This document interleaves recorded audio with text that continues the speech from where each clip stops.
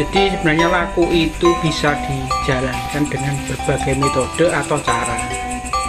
Umpamane nek arep ngakali gitu ya nggak apa-apa, cuma nek rasane ora manjing ora klik ya nggih sami mawon. Itu metodologi tentang melek. Jadi kalau dulu saya pernah ya istilahnya menggula ya, metodologinya pakai melek. Jadi meleknya itu teori untuk kungkum itu, nah dulu saya berpendapat filosofi dari kungkum sendiri itu mengingat ketika kita di kandungan. Kalau menurut saya itu sebenarnya kan itu melatih atau membuka cakra. Makanya kan kalau kebanyakan kan di awal-awal itu buka solar plexus dulu.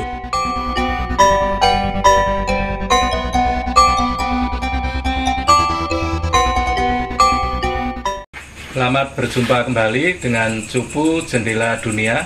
Kita akan melanjutkan obrolan episode yang lalu tentang laku. Nah, di dalam obrolan kita nanti mungkin akan kita bahas bentuk-bentuk laku atau macam-macam laku yang sering dijalankan oleh orang-orang Jawa. Banyak sekali. Nah, kita mulai saja ngobrolnya. Pripun Mas Tono? Oh, nek kalau saya nganu ya ini memang walaupun saya juga belum melakoni yang seperti ini, cuma saya ada teori gitu kan. Teori karena saya pernah baca atau mendengarkan gitu kan. Kita misalkan puasa itu sebenarnya kan tergantung kerentek kita atau hajat kita. Jadi untuk berbukanya itu pakai apa? Misalnya pakai polo kesimpar. Itu karena kita hidup kita kesandung sampar, istilahnya kesio-sio gitu, kita bisa berbukanya itu pakai polo kesimpar. Nah, terus yang kedua itu Polo kesimpar itu apa aja? semongko, melon, pokoknya sih tanaman merambat itu Mas. Yang merambat. Ya, pokoknya sing merambat. Sing merambat tapi wae sandung gitu ya. wae kesandung-sandung itu. Terus yang kedua itu polo kependem. Polo kependem kalau kita punya cita-cita terpendam. Misal, wah aku mbiyen pengen dadi apa ya, ngono iki pengen dadi pilot umpamane. Wis tak pendem suwi ning kok ora kelakon-kelakon gitu. Kan di bojo Luna Maya. Nah, apa sok lu cinta Luna kan ya ora. Nah, gitu terus itu kita bisa berbuka pakai polo kependem itu kayak ketela gitulah. Pokoknya yang ditanam di dalam buahnya itu yang tertanam di bawah gitu kan, di akar. Terus yang ketiga kalau yang kedua tadi berbukanya pakai polo kependem. Itu berbukanya ya. Berbukanya itu beda sama dengan ngerawat itu. Nah, itu ini kan nganu ngerawat itu makan, tetap makan ya. Iya, ini kan kalau nganu apa? Kita menggolongkan dengan berbukanya gitu. Oh, berbukanya. Nah, terus yang ketiga itu polo gemantung, itu yang buah-buahan di atau misal ya kaya apa jenenge pepaya itulah, terus ya buah-buahan banyak kan. Itu umumnya buah-buahan itu. Kalau kita punya cita-cita yang kita gantungkan di atas itu. Kenaikan pangkat itu. Nah, wis pokoknya sih cita-cita yang setinggi langit gitu. Derajat, pangkat. Nah, terus yang nganu, nah ini yang keempat ini, kalau kita punya cita-cita mulia gitu, misalnya apa madhep pandhita gitu, itu bukannya dengan polo kromo. Nah, nek jenengan kita ini berpengalaman iki. Cita-cita mulia pakai polo kromo lah ya itu. Pripun Mbak niki, Mbak? Ya, tadi diuraikan tentang masalah puasa ya. Berarti salah satu bentuk dengan laku. puasa. Ya, Jadi ya. Mbak Mas Tono itu puasa dilihat dari bentuk bukanya. Bukanya dan itu hajat kita itu seperti apa gitu kan. Ya kan saya akan menarik dulu ke lebih ke mundur lagi sebelum ke membahas itu. Jadi sebenarnya laku itu bisa dijalankan dengan berbagai metode atau cara. Salah satunya itu puasa tadi. Yang kedua itu dengan tidak tidur atau mengurangi tidur. Kemudian ada yang dengan yang ketiga itu dengan laku fisik. Laku fisik artinya apa?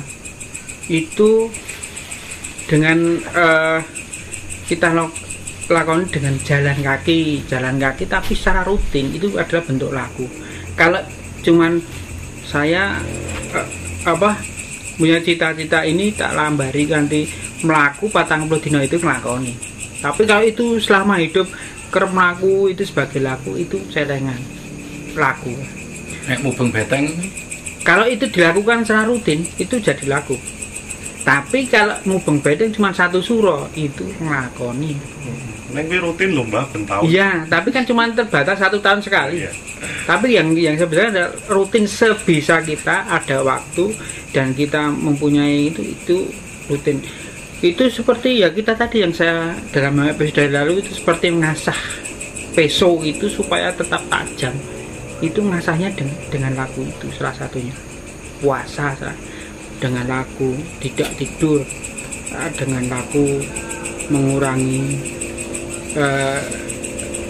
latihan fisik, ya kegiatan fisik. Nah, puasa aja macam-macam. Puasa macam-macam seperti salah satunya ditinjau dari sisi berbukanya seperti itu. Kalau belum waktunya ya. Jadi kita ke puasa itu ada yang puasa wajib itu seperti yang saudara kita itu muslim itu pada bulan puasa itu melakukan puasa itu kan dari subuh sampai sore atau sehari. Kalau di Jawa biasanya dilakukan dengan sehari semalam, jadi 24 jam. Buka jam sahur itu kalau dikatakan sahur ya jam 6 sore, besok bukanya juga 6 sore. Jadi puasa Jawa itu mulainya sore. Sore ya, 24 jam sore.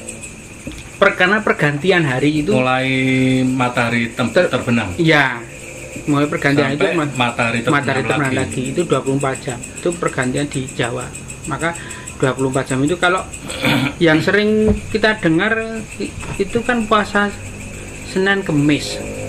Kalau kita puasa hanya Senin, hari Senin subuh gitu buka, kemudian Senin sore sudah buka, ya sama saja itu belum. Kalau Jawa ya Minggu sore, kalau sekarang menyebutnya Minggu sore, kalau orang Jawa pasti sudah Senin itu.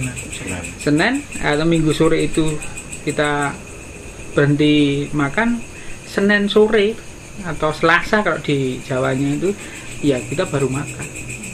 Kamis juga demikian. Itu maka kalau 3 hari puasa 3 hari dalam Jawa itu ya makanya cuma sekali sore tok. Kalau itu dengan 3 hari normal ya cuma 3 kali makan. Tuh itu kalau puasa secara normal. Kemudian ada yang lebih spesifik lagi, puasa mute.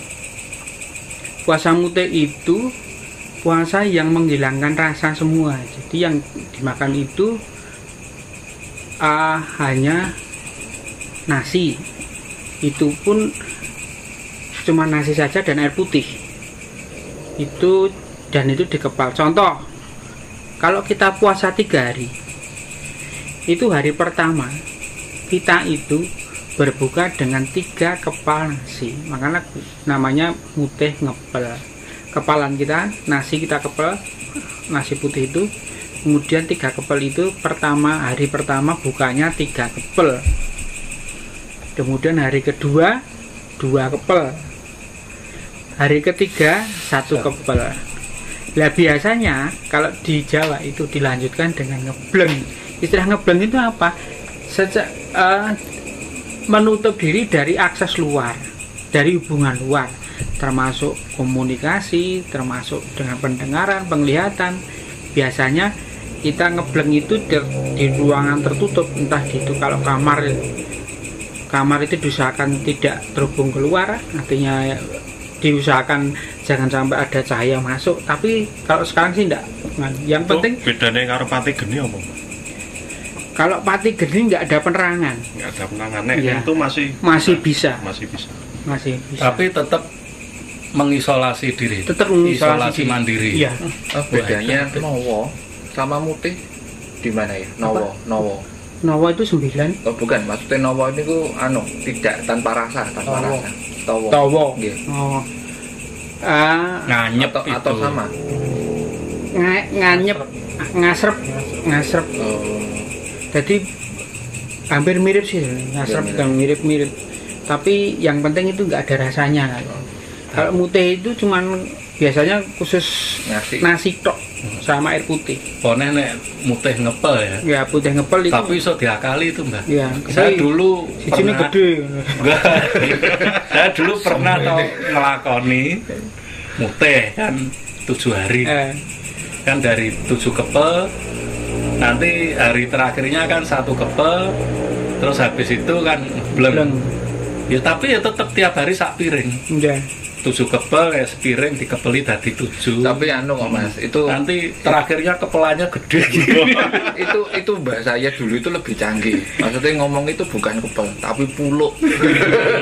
Jadi 10-an wis iso diakal. Diakali nek sebenarnya dipuluk sakal ya ora apa-apa. 10-annya dia sendiri. Jadi kan dengan begitu akhirnya wah reso kreatif ya. Ya enggak mau kita aturannya kepelak. Kan enggak ada ukurannya gram. Nah, nek gram wis kalah. Ya tapi itu balik lagi ke orang umpamane nek arep ngakali gitu ya nggak apa-apa. Cuma nek rasane ora manjing, ora klik yo nggih sami Oh, mawon. itu tak alami ya dulu. Ya iya. Makanya ya uripe akal-akalan. Guyon, Bang. Tapi Terus ini pripun, Mbak? Itu dilanjutkan lagi, Mbak. Ya, setelah itu ada itu tadi sampai mana ya? sampai Mutih ngepel ya, puasa mutih ngepel. Sampai ngebleng tadi. Ya, ngebleng. Kemudian ada lagi di Jawa itu yang disebut dengan puasa ngerowot. Itu hampir mirip dengan itu apa tadi polo kependem. Ya. Jadi apa yang ada di tanah itu telo pendem, telo kaspo itu bisa dimakan. Kemudian ada puasa lagi ngidang. Ngidang itu makannya cuma wowoan yang ada di yang biasa dimakan ngidang. Polo gemantung itu tadi. Ya. Kalau ya itu kalau polo gemantung itu ngalong. Ngalong ya. Ya. Kalau nek ngidang. Nggak ngidang oh, polo kesimpar tadi. Iya, polo kesimpar. Biasanya sih apa bangsane kentang Nek kentang pendem dong.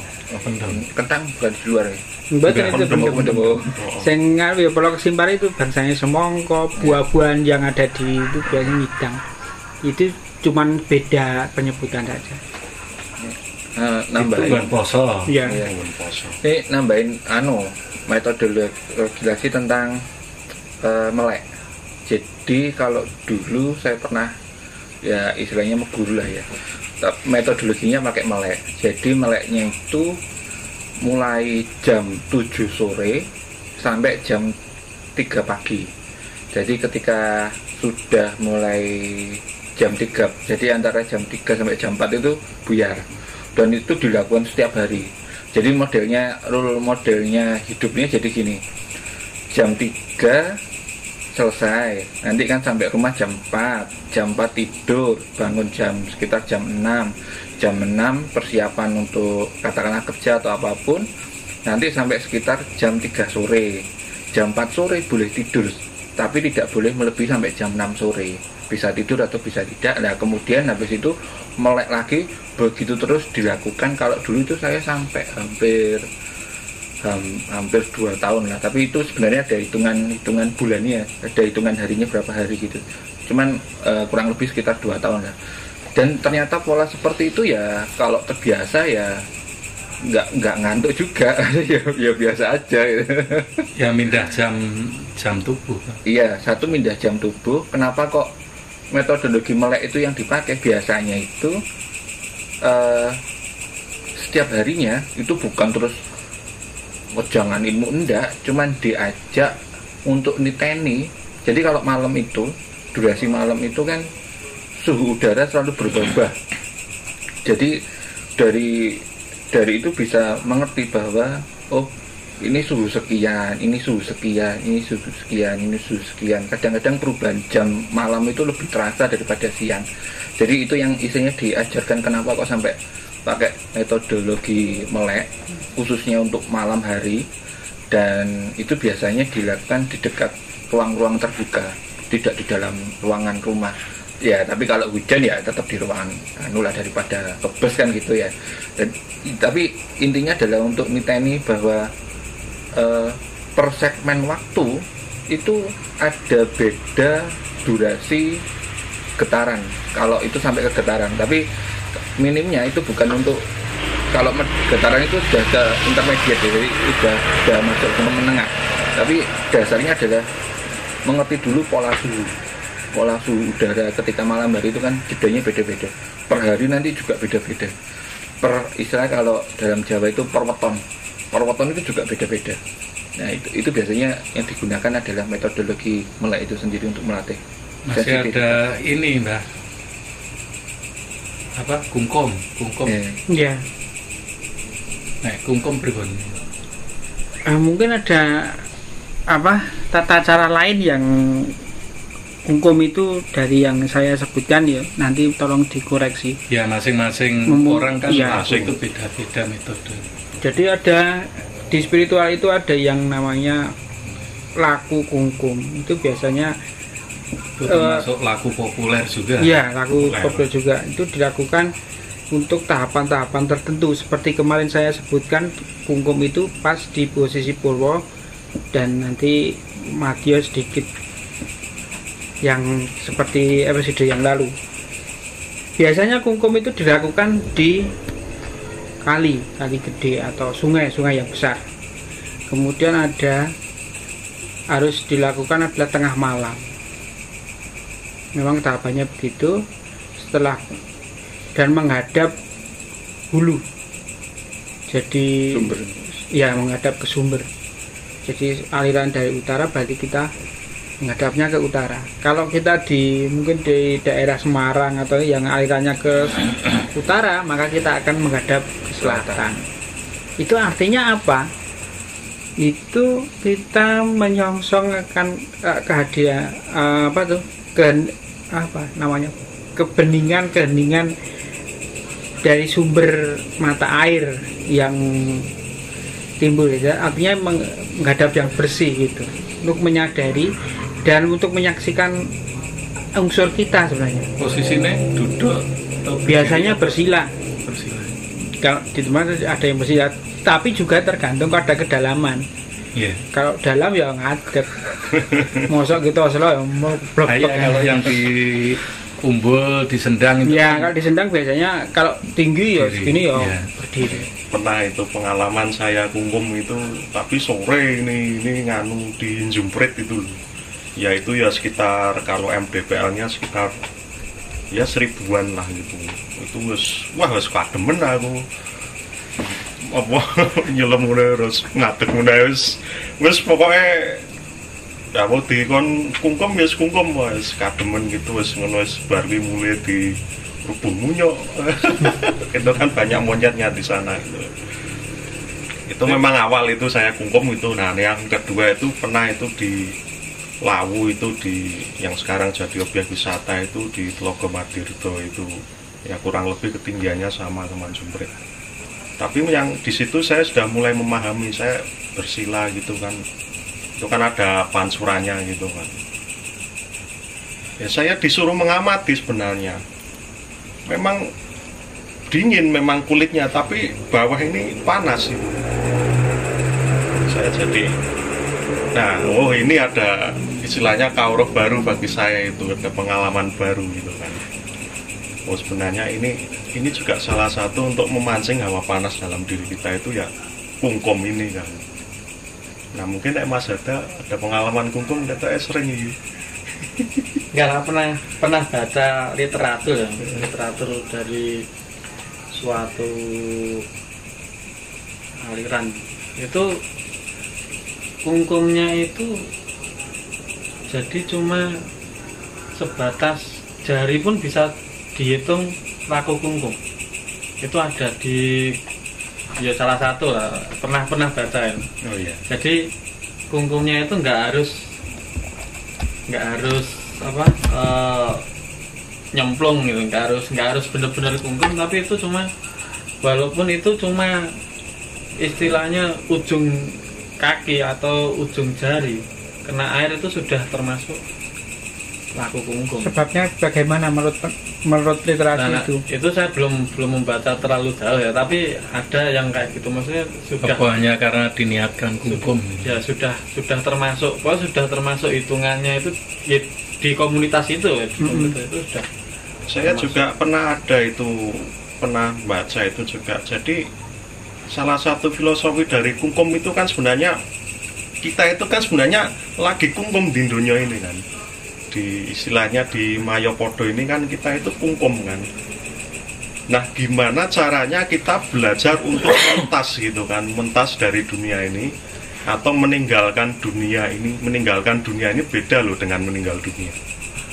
Meninggalkan dunia itu ya caranya ya dengan kungkum itu. Istilah ini ben gampang leh mentas itu kan. Oleh mentas ini ben leh gampang ya dengan kungkum itu. Ya memang seperti yang Mas Hada itu kan, tahap awal gitu kungkum hampir segini gitu, nanti disudot sampai jari gitu kan. Ini kalau misalnya sudah katam ini ya katakanlah wis mentas lah dari dunia ini atau sudah meninggalkan dunia gitu. Nah itu yang saya pernah baca itu kan. Nambahin lagi tentang metodologi kungkum yang pernah saya tahu. Jadi ada lagi itu yang dicari secara posisinya. Ada yang dekat sumber, ada yang tempuran. Tempuran itu kumpulan dari jadi beberapa aliran sungai. Pertempuran dua arus. Itu di situ. Ada lagi yang memang dia mencari yang ada kandungan belerangnya. Biasanya itu yang dicari yang anget-anget biasanya. Tapi dia sebenarnya khusus mencari yang ada kandungan belerangnya untuk keperluan suatu hal. Itu ada kungkum yang kayak begitu. Terus kalau ditilik dari waktunya, ada yang cuma sebentar, ada yang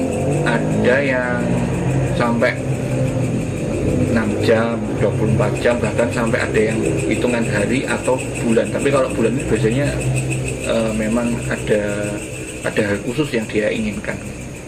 Ada yang begitu. Kemudian dari jenis airnya, tadi ada yang mengandung belerang, ada yang di air payau, ada yang di air biasa, ada yang di laut.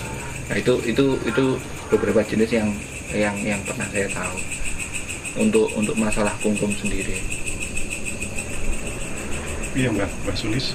Ya, kalau pelaku spiritual atau yang sudah pada tahapan kasepuan katakanlah begitu ya. Kalau membedakan spiritual kan banyak, tapi yang kasepuan yang sudah meninggalkan hal-hal yang bersifat duniawi, kungkumnya itu ke sumber. Artinya dia akan menuju keheningan, mendekati itu. Tapi untuk keperluan khusus seperti seorang dalang biasanya itu akan menggunakan tempura. Bahan Kinarto Sabdo dulu semalam itu bisa 7 tempura. Itu untuk apa ya? Karena untuk aliran air itu, tempuran itu kan mengumpulkan massa energi. Jadi bila dia mayang itu ibaratnya itu energi atau massa dari kan berkumpul supaya menonton. Apalagi di laut itu biasanya untuk kewibawaan, untuk alam. Biasanya begitu. Atau bagaimana Mas Eda? Ada pandangan? Dulu pernah ya dapat teori, ini teori untuk kungkum itu. Nah, dulu saya berpendapat filosofi dari kungkum sendiri itu mengingat ketika kita di kandungan. Nah itu saat kita di kandungan itu kan kita sebenarnya kungkum di air ketuban, kalau nggak salah ya. Itu mengingatkan kepada jati diri kita, mengingatkan ke asal muasal kita. Nah itu kalau dulu itu sempat kepikiran tentang sangkan paraning dumadi. Nah, jadi dari laku kungkum itu ya sebenarnya bukan cuma kungkum sih. Kungkum, puasa itu untuk mengingatkan jati diri kita dulu. Nah dari mana asal kita dan kita akan kemana. Nah itu dulu sempat seperti itu. Dan juga kalau yang setahu saya itu ya, kalau yang benar-benar itu sendang itu sumber gitu kan, itu tapi ini beda pendapat ya, itu memang sebaiknya kita tidak berendam di situ. Cuma ya boleh lah kalau di emperannya gitu kan, di alirannya, sebab itu kan nanti dipergunakan itu untuk istilahnya masyarakat sekitar itu loh, airnya itu kan. Iya. Itu sebaiknya kita nggak berendam di situ. Tapi kalau memang ada kolam khusus untuk berendam di situ, kecuali apa-apa. kalau memang di situ sudah biasa untuk kungkum. Kita itu kalau lain. di sumber utamanya itu kita mandi aja, cuma mandi gitu. Tapi kalau kungkum ya kalau memang disediakan tempat khusus buat kungkum di situ ya monggo gitu kan.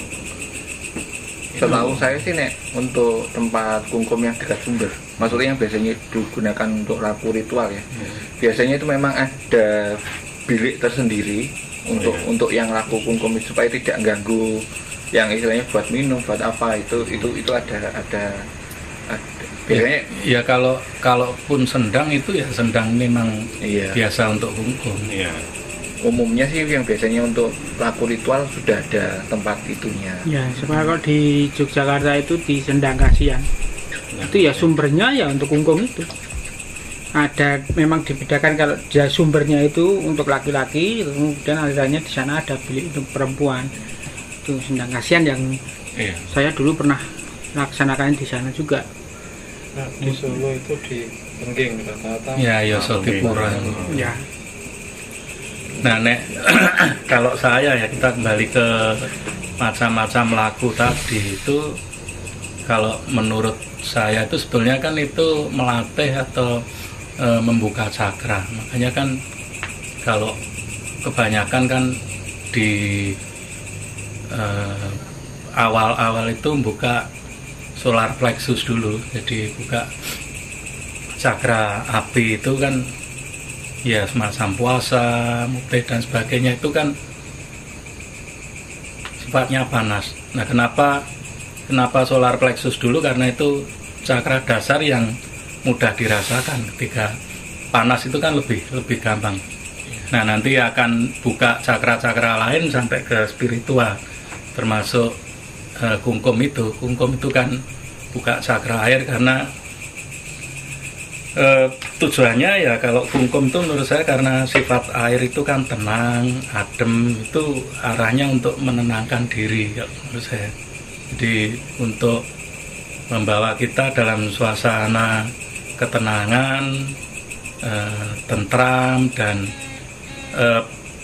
lebih banyak ke perenungan, ke evaluasi diri. Jadi kalau cakranya ya cakra air yang dibuka, nanti bagaimana penggunaannya itu tergantung pribadi dan tergantung dari pelakunya. Menurut saya seperti itu untuk kungkum. Nah, yang belum tadi kan topo pendem belum kita sebut. Ada juga pendem ngeli ya, topo ngerame. Pendem itu hampir mirip kayak ngeluweng Mas. Ya. Ya. Jadi nek pendem itu yang setahu saya itu ya memang benar-benar dipendem gitu, dikubur, cuma dikasih lubang atau selang gitu untuk ada yang menjaga atau yang menunggu itu kalau ngasih makan atau apa gitu. Yang ngasih makannya ya sesuai ketentuan lah, tidak terus 3 kali sehari kan enggak juga. Oh, tetap makan. Ya, tetap makan. Cuma kan Lewat lubang ya. Iya, lewat lubang itu juga lubang untuk bernafas juga kan. Ya, topo pendem pernah dilakukan teman kita ya, tapi kan udah meninggal. Oh. Ya, dulu pernah ada ya. Ya. Lupa Nah, kalau ID-nya. oh, ya terus yang topo ngeli itu kan yang terkenal melakukannya itu kalau zaman dulu itu kan Sunan Muria itu. Jadi ngeli neng ora keli gitu kan. Jadi kita terbawa arus kehidupan kita itu neng jangan sampai hanyut gitu.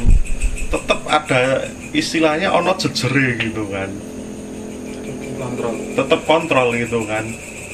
Ya tetap ujungnya nanti ya ke laut muaranya. Misal kan kalau di sungai gitu kan, sungai itu kan kalau dari mata air dari hulu sampai ke hilir sampai ke muara itu ya tetap sungai. Cuma kalau kita kontrol itu bisa buat dibendung, buat irigasi gitu kan, atau untuk apalah gitu. Nah itu juga salah satu kontrol juga untuk istilahnya memanfaatkan sungai gitu kan. Jadi ya memang begitu. Ngeli neng ora keli gitu kan, kita tetap jumeneng pada yaitu yang namanya jumenengnya urip gitu kan, itu yang kita jaga, yang kita pegang gitu, urip kita sendiri. Nah seperti itu kalau topo ngeli gitu. Atau topo lain yang Mbak Sulis? Ada lagi nih yang jarang diomongkan, jadi kan cegah dahar, terus melek, terus kungkum. Ada lagi jenis satu lagi itu yang sangat jarang diomongkan, itu tidur.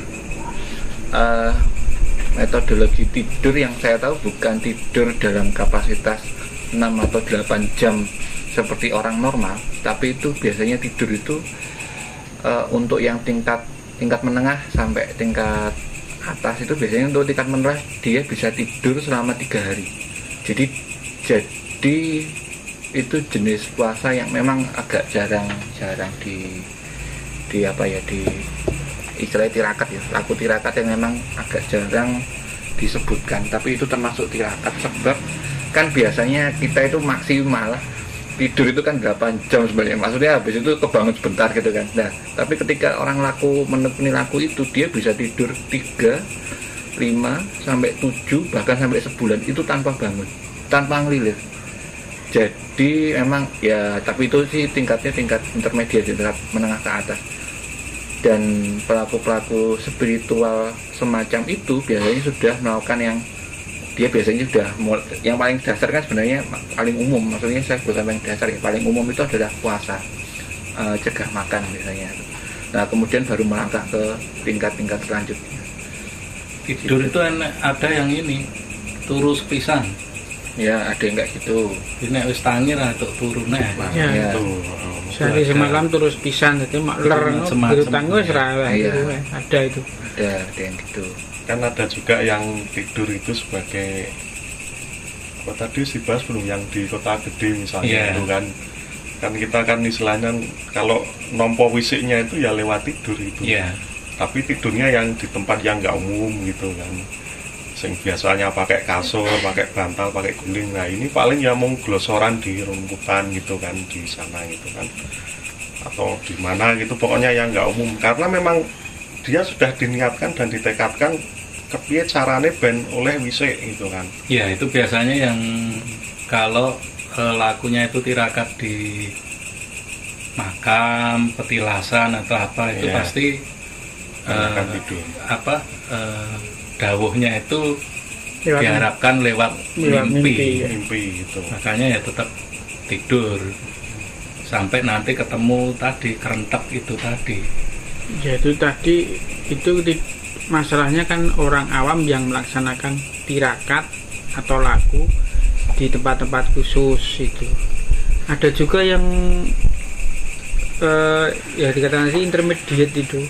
Ada cerita sih, ada 2 pelaku spiritual, yang satu itu topone itu karena melek, yang satu itu topone karena tidur.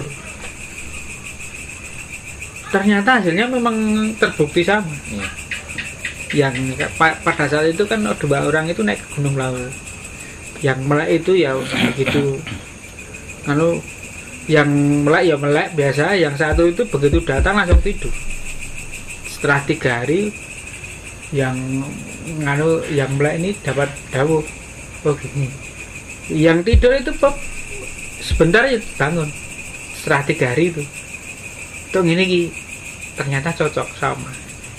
Jadi memang ada laku-laku yang mungkin yang sudah jarang sekarang sudah dikenal, tapi memang dulu dilakukan. Jadi kalau kita ngomong laku ke tingkat intermediate ya, maksudnya tingkat menengah, tapi ini memang laku-laku khusus yang diharapkan ada bimbingan, atau memang dia tahu apa ya, maksudnya dia tahu lah resikonya apa. Itu kalau sudah masuk ke tingkat intermediate ke atas, itu polanya macam-macam. Ada yang istilahnya lakunya itu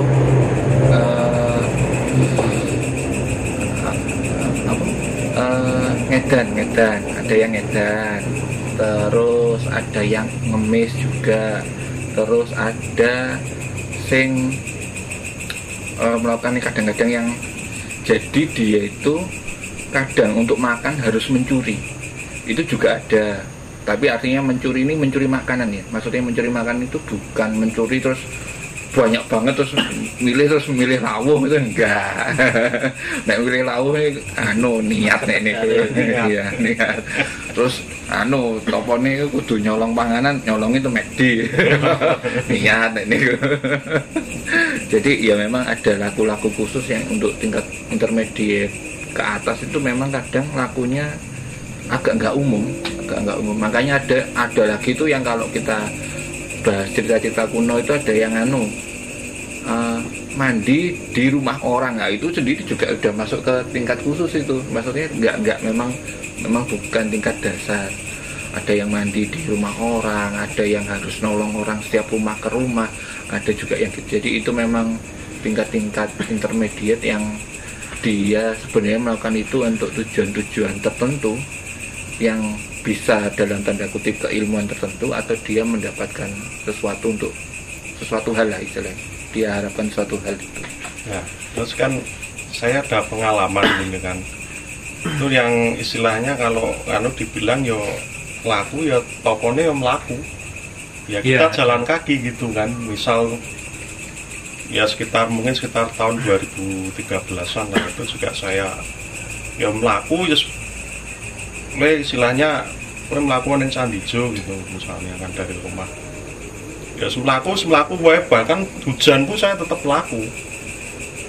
Arep udan arep ya tetap didedeloki wong ya panggah luweh wae wis lah gitu kan. Nah, itu juga setelah saya amati itu yang seperti jenengan bilang ini kan, itu salah satu sarana untuk menguatkan cakra dasar sebenarnya. Cuma kan waktu itu saya nggak ngeh kan, oke simbah itu dalam tanda kutip ini ndawi aku ini karepe opo ngono kan. Nah, itu juga salah satu, kadang kita itu disuruh tanpa untuk memahami dulu, pokoknya lakoni wae, kita akan mendapatkan jawabannya itu mungkin beberapa tahun atau beberapa waktu kemudian gitu loh. Oh jebul gue aku dikon ngono ki hasilnya ngene. Nah, itu kan jadi kalau kita memang kalau disuruh gitu ya pokoknya dilakoni saya gitu kan, nek kuat gitu kan. Karo nek kenal. Nek siapa itu? Nek belum lah itu nek DKI disuruh. Ya enggak apa-apa, jadi kan. Ya, tapi kan ini kan istilahnya trial dan error Mas. Iya. Ya nek wis kenal ya enggak masalah. Masalahnya kalau belum kenal.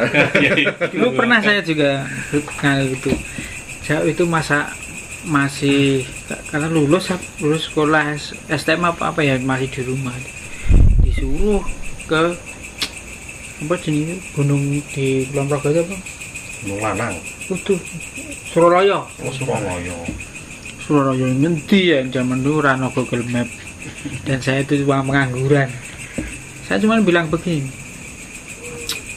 kalau memang ini dawuh saya harus ke sana, saya tentunya harus ada hal yang bisa memudahkan ke sana. Apa? Duit. Ternyata nggak dinyangka-nyangka. Bapak saya nggak duit. Ya waktu itu sih cuma berapa ribu gitu. Nggak berarti kan naik. Wah, berarti memang dawuh tenan saya. Pas saya batin gitu, kemudian hari berikutnya ada duit ke saya. Berarti saya memang harus berangkat. Laku mbak? Hah? Laku tekan Surabaya? Ayo, yang penting saya sampai sana. Oh, tapi kan laku sekomamu nih pandian. Kalau laku itu memang laku, yang saya lakukan dengan kesadaran saya sendiri, saya lakukan secara kontinu, itu laku. Tapi kalau dawuh itu yang penting saya sampai sana.